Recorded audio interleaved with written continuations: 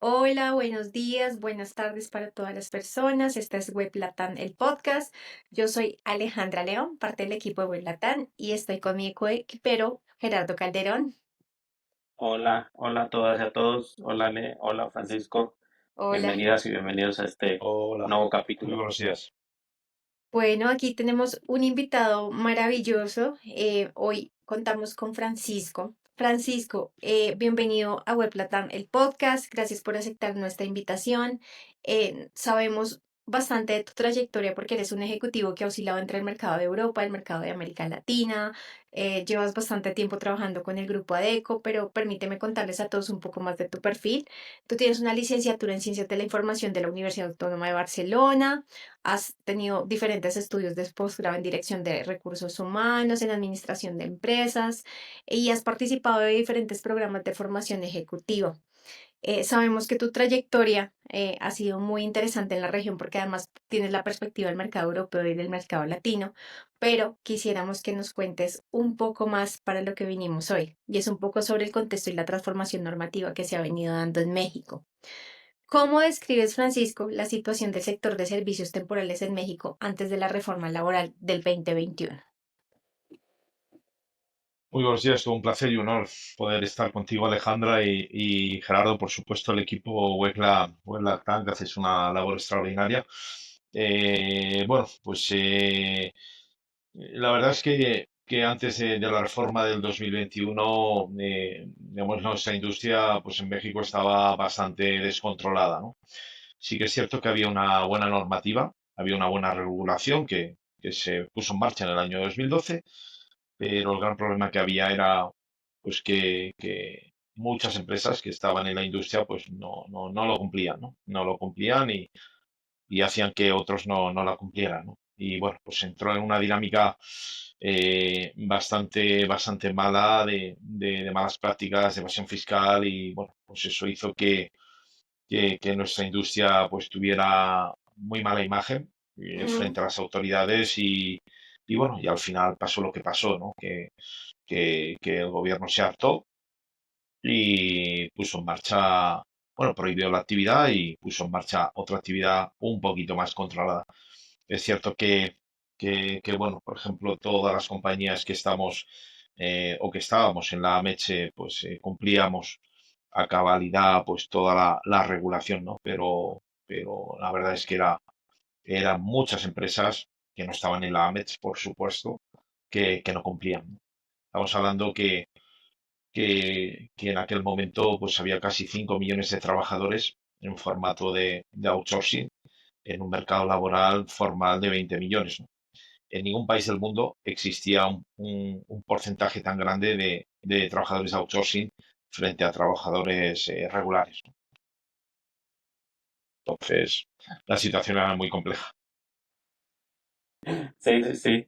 Oye, Francisco, ¿y qué elementos claves son los que tú consideras que introdujo esta nueva reforma del 2021 para regular lo que ya nos estás comentando, este desajuste que había, ¿no? Entre empresas que sí cumplían con todas las obligaciones de ley y aquellas que pues trataban de darle la vuelta. Sí, me gustaría hacer también un poco de cronología, Gerardo, respecto a la reforma para las personas que van a ver este podcast. La reforma de los servicios especializados se publicó en abril 2021 y se puso en marcha en septiembre del mismo año, ¿no? Introdujo una serie de cambios, ¿vale? Fundamentalmente, antes no había la necesidad de tener una autorización para poder operar como empresa de outsourcing y esta reforma introdujo el REPSE, que es el registro de prestadores de servicios especializados, ¿vale? Donde tienes que cumplir una serie de requisitos, ¿vale? Para que te den el REPSE, ¿no? Entre ellos, pues, estar al día del pago de seguridad social, de impuestos en general y cumplir bueno, pues, en general las leyes, sobre todo laborales y fiscales, ¿no? Y digamos, y otra gran novedad que hubo y que eso fue un palo bastante gordo para nuestra industria es que restringía nuestra actividad a actividades que estuvieran fuera del objeto social o de la actividad preponderante, ¿no? Al final, actividades, en lenguaje más populares, actividades que están fuera del core business, ¿no? Entonces, bueno, pues eso restringió bastante nuestro ámbito de actuación dentro de nuestros clientes y eso hizo pues que una serie de factores hizo que la industria cayese estrepitosamente y bueno, y nos estemos todavía recuperando de esa gran caída de septiembre de 2021, ¿no? Ok. Francisco, sabemos que antes de la reforma habían unas tasas de informalidad en el mercado laboral y que estas tasas con la reforma incluso se incrementaron. También tenemos como muy preciso que, de acuerdo con datos recientes del Instituto Nacional de Estadística y Geografía INEGI, para marzo del 2025, es decir, para este año, la informalidad laboral en México se ubicó en un 54% aproximadamente. Eso es una tasa bastante alta. ¿Qué crees que ha tenido como consecuencias esta reforma en términos de empleo formal e informal en México? Las tasas de informalidad que estamos manejando ahora son similares a las que teníamos anteriormente, ¿eh? Ujú. O sea, no hubo una mejora de las tasas de informalidad. Sí que es cierto que, como comentaba antes, ¿no? Había 5 millones de trabajadores en formato de outsourcing, entre outsourcing bueno o outsourcing malo, o sea, bien Ujú. gestionado y bien Sí. hecho y bien. eh, 2,5 millones se internalizaron, eh, 1,5 millones quedaron en nuestra industria y 1 millón prácticamente no sabemos qué ocurrió con ellos, ¿no? De esos trabajadores, ¿no? Eh, Sí que es cierto que esos 2,5 millones que se internalizaron, muchos de ellos mejoraron las condiciones. Se subió el salario, se incrementaron cotizaciones, porque muchos de ellos, y ellas, por supuesto, estaban en formatos de outsourcing, digamos, ilegal o alegal, diría yo, ¿no? O sea, que a lo mejor no cotizaban todo el salario, o bien pues que pagaban lo mínimo en seguridad social, o pagaban una parte del salario en conceptos que no se asemejaban a salarios, o sea, en formatos muy raros que tenían muchas empresas de outsourcing antes de la reforma. Y sí que es cierto que esos 2,5 millones de trabajadores, en general, no todos, ¿vale? Pues se integraron en las compañías con las condiciones normales de los otros trabajadores, ¿no? Pero bueno, hubo 1 millón de trabajadores que, Alejandra, no sabemos qué ocurrió. Ujú. ¿Qué pasa Por con supuesto, ellos? siguen trabajando, pero no están registrados en ningún lado y posiblemente estén en formatos de contratación a honorarios o asimilados a salarios, que son formatos que existen aquí en México, que no cotizan y que no tienen ningún tipo de protección social, o bien se fueron al formato informal, ¿no? Entonces, bueno, sirvió para regularizar a algunos trabajadores, pero no fue la solución total al gran problema que existía tanto en la industria del outsourcing como en la informalidad, ¿no? A prácticamente 4 años de la reforma, ¿no? Que se implementó en septiembre del 2021, estamos ya a pocos meses de llegar a los 4 años. ¿Cuáles consideras que han sido los principales beneficios y las principales áreas de oportunidad que tiene esta reforma en cuestión de empleo formal, principalmente, que es lo que se buscaba, ¿no? Bueno, yo diría que como áreas de oportunidad eh, se tienen que seguir incrementando los controles sobre las empresas que aunque tengan el REPSE, el registro de prestadores de servicios especializados, siguen haciendo las cosas mal. Nosotros que estamos todavía en el mercado, seguimos compitiendo, a veces con empresas que no cotizan íntegramente el salario. No sé cómo lo hacen. Como dicen aquí, intentan darle la vuelta, pero lo hacen, ¿no? Lo hacen, ¿no? A pesar de tener el registro. Actualmente en México hay 150.000 compañías que tienen el registro. O sea, una barbaridad, ¿vale? Ujú. Yo creo que se deberían incrementar los controles, se debería incrementar los filtros para que tuvieran el registro, el REPSE. Y bueno, pues eso. Beneficios, pues bueno, pues claramente las empresas que representamos, por ejemplo, que estamos en la AMECH, ¿vale? Ya se nos identifica como realmente los cumplidores de la legislación. Y ya en este caso se nos tiene en cuenta como interlocutores para diferentes cosas, ¿no? Yo creo que se dignificó un poco el sector, pero no hubo una solución definitiva. Pero bueno, vamos avanzando. Francisco, y cuando hablamos, digamos, un poco de este panorama de informalidad, tú dices definitivamente por la informalidad no mejoró con la reforma, pero también hay unos impactos macroeconómicos, ¿verdad? Por ejemplo, recaudación fiscal, productividad, todos estos indicadores que de pronto esperaba el gobierno mexicano mejorar con esa reforma y un poco estigmatizando, ¿no?, la industria en la que todos trabajamos. ¿Cómo crees que han sido estos efectos macroeconómicos? ¿Realmente ha sido el efecto deseado? Es decir, si ha habido mayor recaudación fiscal, si ha habido más formalización, si los controles han hecho el efecto deseado o realmente la reforma no generó ningún efecto. Sí que generó efecto, pero yo creo que el principal objetivo que tenía el gobierno en aquel momento era eliminar las compañías de outsourcing que lo estaban haciendo mal y regularizar trabajadores que estaban en situación, pues En condiciones diría, laborales precarias. Ujú. situación de vulnerabilidad, ¿no? Yo creo que el problema era tan gordo, ¿vale? Que, como decía en su momento el gobierno o miembros del gobierno, o sea, tenemos claro, eso decía el gobierno, que hay ramas podridas dentro de la industria, pero el problema Ujú. es tan grande que es mejor cortar el árbol radicalmente. Y eso fue, ¿vale? Y cortaron el árbol, eliminaron totalmente la actividad y crearon una nueva regulación. Yo diría que los principales perjudicados en todo esto, sobre todo en decrecimiento en ventas, hemos sido las grandes compañías, ¿no? Eh, Sobre todo porque seguimos estrictamente lo que marca la ley y sobre todo hemos tenido un gran impacto por el miedo que se generó en aquel momento. Cómo se demonizó nuestra industria y eso hace pues que todavía haya muchas compañías que piensen que cumplir la ley es tener todo el personal interno. O sea, y por mucho que nosotros le expliquemos que es una ley totalmente eh, actual y que pueden utilizar los servicios especializados, hay muchas compañías pues que dicen no, yo quiero tener todo el personal interno, no me fío que pueda haber una inspección laboral o fiscal y las cosas estén mal, ¿no?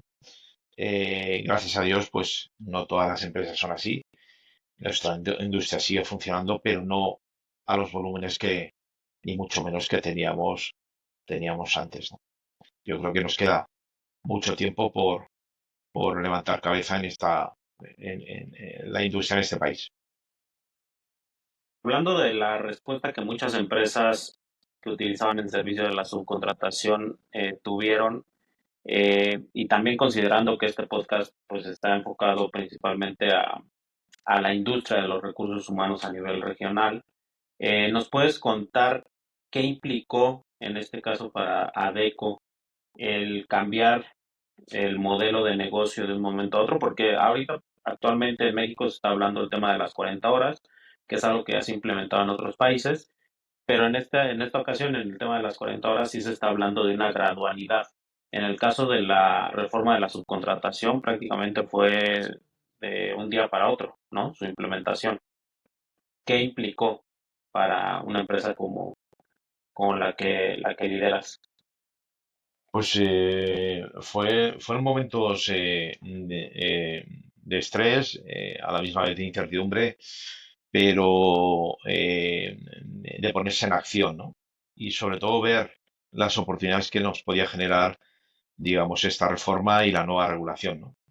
Y sobre todo, pues dejar de lado la industria que hacía malas prácticas y empoderarnos como líderes de la industria, sobre todo desde el punto de vista de buena imagen, de formalidad y de abanderados de la justicia laboral y respeto de los derechos fundamentales de los trabajadores, ¿no? Eso por un lado. Y por otro lado, eh, la posibilidad de transformarnos como compañía, ¿no? Eh, y fue así, ¿no? Nos pusimos manos a la obra y el ADECO, que es ahora al del año antes del 2021, no tiene nada que ver. Antes éramos una compañía generalista de servicios de administración personal con dos grandes líneas de negocio, lo que era el outsourcing y por otro lado el reclutamiento y alguna actividad pequeña de servicios de recursos humanos como training o como payroll. Y ahora mismo pues somos una compañía de servicios especializados con 5 divisiones en el mercado, con muy buena aceptación y con una gran propuesta de valor. Y por otro lado, pues tenemos un gran área de Talent Solutions donde tenemos un negocio muy importante de reclutamiento masivo, payroll, servicios de payroll, maquila de nómina y training and consulting, ¿no? Entonces, viéndolo en este momento frente a aquel, aquel momento, la verdad es que nos hizo nos hizo removernos de la silla y ponernos a trabajar duro, aprovechar también las experiencias internacionales de nuestra compañía, donde en otros países ya teníamos un modelo más innovador, como el que tenemos ahora y más especializado, y trajimos las mejores prácticas de esos países aquí a México, las tropicalizamos y las pusimos en marcha y la verdad es que desde entonces nos ha ido muy bien. Y la imagen que tiene Adeco ahora es una imagen impecable y de empresas especializada y de empresa pues que está alineada a la ley y empresa pues que se preocupa por los trabajadores. Ujú. Así es. Francisco, sabemos que de pronto ahorita el escenario es de oportunidades y esas oportunidades también podrían ser consideradas por los que llamamos los policy makers. ¿Cuál podría ser esa regulación que puede equilibrar esa protección de los trabajadores con la flexibilidad que necesitan las empresas? ¿Qué recomendaciones se podrían hacer? Y desde luego yo creo que se pueden hacer muchas más cosas, ¿no? Y sobre todo en nuestra industria, y así se ha probado en muchos países del mundo, puede aportar mucho a la reducción de la informalidad, siempre y cuando se nos dé más oportunidades de participación en las actividades de las empresas o en el mercado laboral, ¿no? O sea, somos intermediadores, pero intermediadores formales, ¿no? Y muchas veces nos dedicamos a educar a nuestros clientes para hacer las cosas bien y alineadas a la regulación y hacer las cosas de manera diferente, pero siempre cuidando y mejorando las condiciones laborales de nuestros colaboradores que prestan servicios, ¿no? Entonces, estamos abiertos a dialogar, a ver cómo nuestra industria puede aportar más a la reducción de la informalidad, a traer las mejores prácticas de otros países donde está más que probado que ayudamos en su momento a reducir la informalidad, o sea que estamos ávidos de poder entrar en esos diálogos, ¿vale? Con los policy makers, con los legisladores, para precisamente decir, oye, estamos aquí y os podemos ayudar, ¿no? Hablabas de buenas prácticas que se trajeron de otros países para aplicar a México. Considerando la situación de la región en donde hay varios países que pudieran o tienen la posibilidad por los gobiernos de sufrir o de tener alguna iniciativa como esta que se tuvo en México, ¿qué recomendaciones pudieras tú dar a las empresas de esos países para aprovechar, como bien lo hicieron en México, el cambio que forzosamente tuvieron que hacer? Yo diría, Gerardo, que intenten convencer al gobierno y que a los gobiernos, que nosotros somos un agente muy importante eh, eh, en la formalidad del empleo de los países, ¿no? Ujú. Y está más que probado y yo diría que las asociaciones nacionales, las empresas grandes que operan en los países, se pongan manos a la obra y les traigan dosieres sobre el papel de nuestra industria en el país y en otros países, ¿no? Sobre qué aportamos.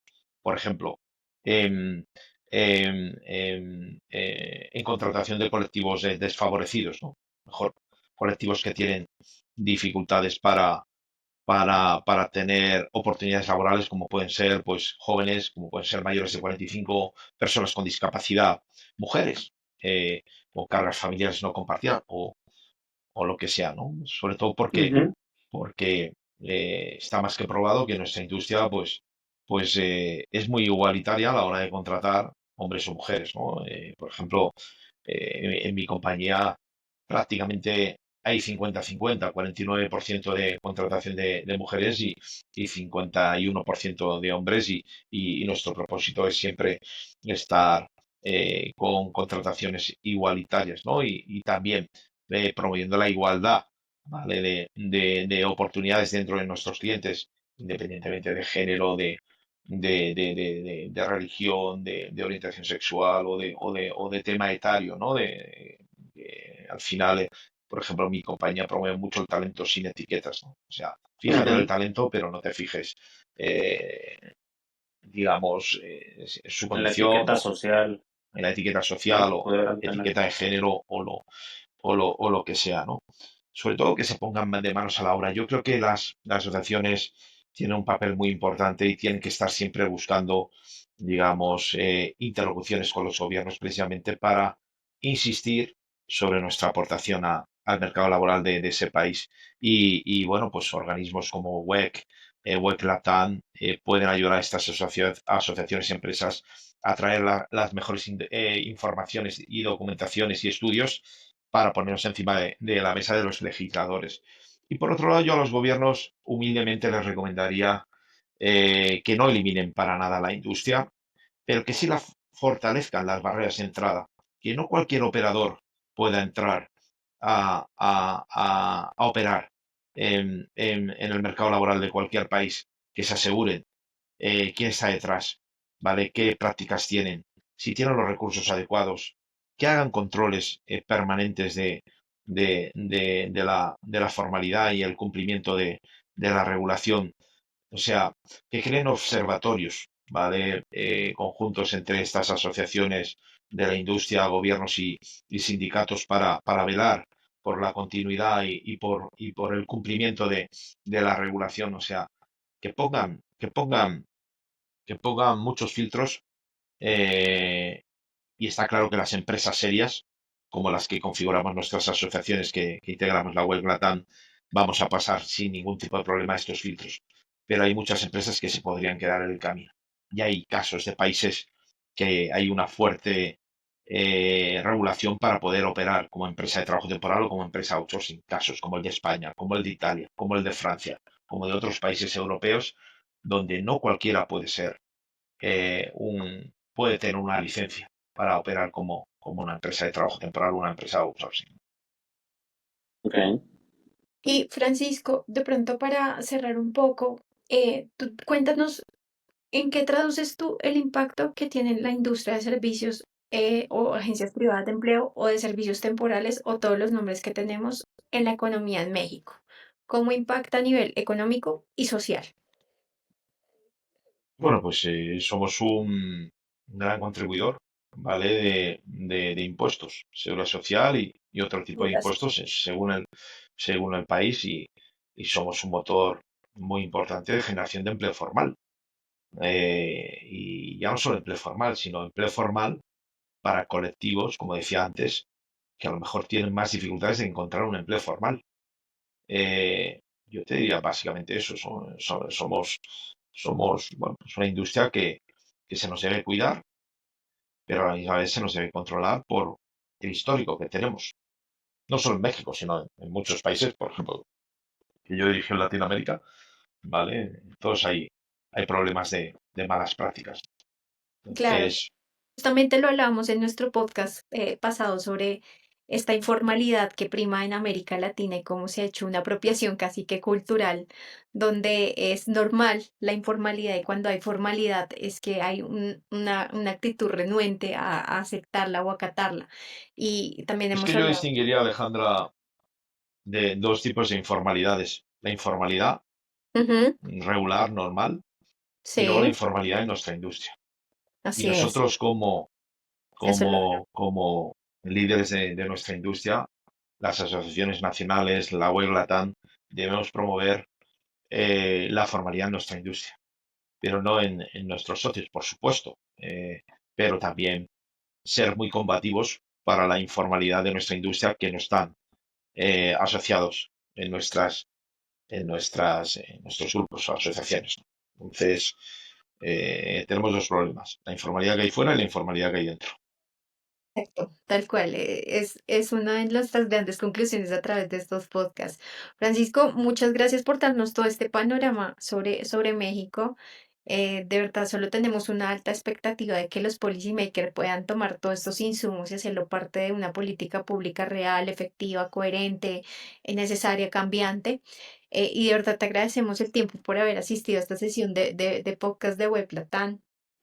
Ale, antes de terminar, a mí me gustaría hacerle Claro. una última pregunta. Desde el 2024 eres el presidente de la Asociación Mexicana de Empresas de Capital Humano y como cabeza de esa asociación, ¿qué es lo que están trabajando? ¿Qué es lo que están buscando generar como un impulso a lo que se hizo en 2021 justamente para de verdad ahora sí buscar resultados que se vean pues tanto en empresas, en empleados como en el mismo gobierno? ¿Qué consideras que debería de buscarse ahora como siguiente paso para seguir creciendo? Gracias, Gerardo. Oye, nosotros al fin tenemos tres grandes objetivos, ¿no? En este nuevo periodo del Consejo de la AMES, ¿no? El primero de todo es seguir fortaleciendo la buena imagen que deben tener las empresas de servicios especializados en el país.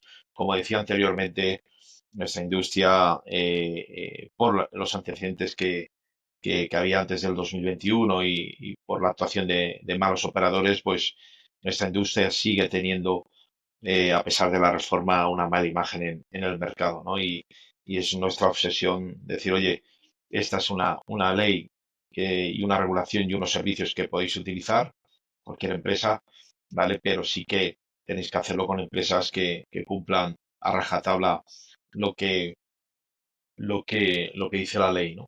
Y para eso, pues estamos implementando diferentes estrategias de comunicación de imagen, de estar presente en muchos foros, precisamente para intentar ser una voz autorizada en el mercado laboral mexicano. Segundo, seguir buscando con los diferentes stakeholders que rodean nuestra industria otras alternativas, ¿vale? Y otro tipo de regulaciones pues que puedan ayudar a impulsar nuestra contribución al mercado laboral, ¿no? Entonces, puede ser una mejora de la regulación que tenemos actualmente, como por ejemplo puede ser ampliar nuestras actividades al objeto social, al core business, o sea, que nos dejen operar en todas las actividades, áreas o procesos que tienen las compañías, o bien otro tipo de regulaciones que existen en otros países, ¿vale? Que pueden ayudar a a complementar nuestra propuesta de valor, ¿no? Y tercero, como consejo, estamos buscando siempre fortalecer el número de empresas que componen nuestra asociación Ujú. y para tener más masa crítica, tener mayor representatividad y ser más fuertes ante los diferentes interlocutores que tenemos a nuestro alrededor. Gracias a Dios, pues recientemente, bueno, durante lo que llevamos de año, gracias a toda esta estrategia, pues se han incorporado tres grandes compañías a la AMET y bueno, pues seguimos buscando más aliados para que se integren a nuestra causa, ¿no? Entonces, eso te diría, Perfecto. ¿no, Gerardo? Oye, ¿y qué nos puedes compartir sobre el concepto de flexiseguridad? Porque es un concepto que es muy europeo Digo, tú que vienes de España y que aquí en América Latina creo que casi no se ha escuchado, pero me parece que es un concepto relevante de cara al futuro de los recursos humanos, ¿no? A nivel global.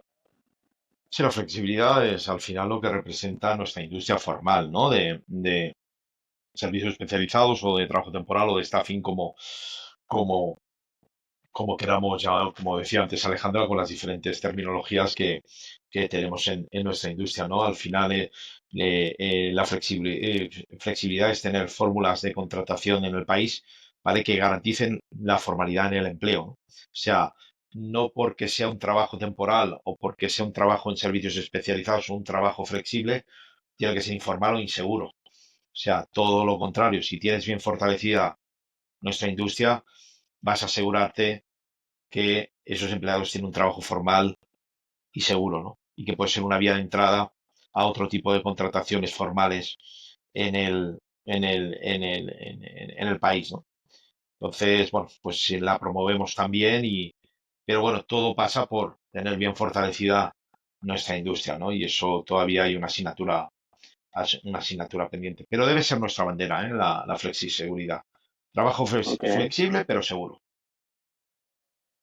muy bien. Y con la experiencia que tienes tanto en Chile como en Argentina, ¿crees que, digo, supongo conoces la regulación que hay en esos países, aunque, bueno, o que había en el momento en el que estabas?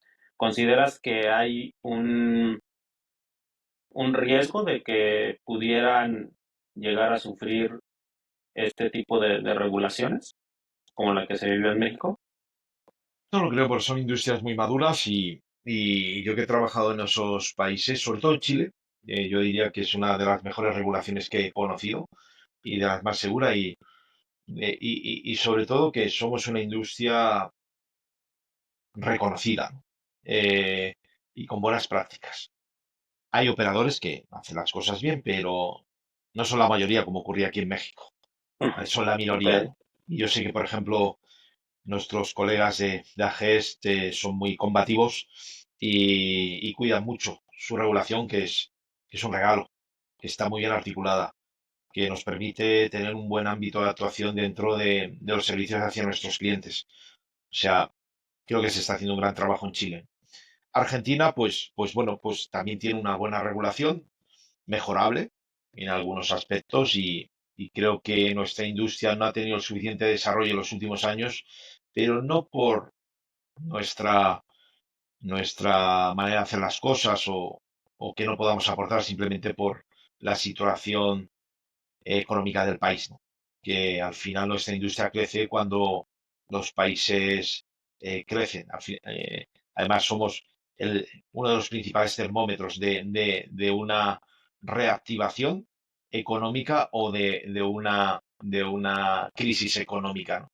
Y en el caso de Argentina, pues bueno, no hace falta que explique el contexto que ha tenido este país en, ujú, en los 20, 30 últimos años, ¿no? Entonces, ojalá que no ocurra y yo creo que se están aprendiendo de los errores y bueno, creo que hay otros países pues que quizás pues tienen que cuidar mucho su regulación y defenderla, ¿no? Puede ser el caso de Colombia, pues que hay, sí que he escuchado y he leído pues que está en cuestionamiento nuestra industria, ¿no? Pero es una industria en Colombia muy bien regulada, con buenas prácticas, con mucha tradición, entonces colegas de ACOSET, hay que defenderla con uñas y dientes porque tenéis una gran regulación y un gran sector en el país, ¿no?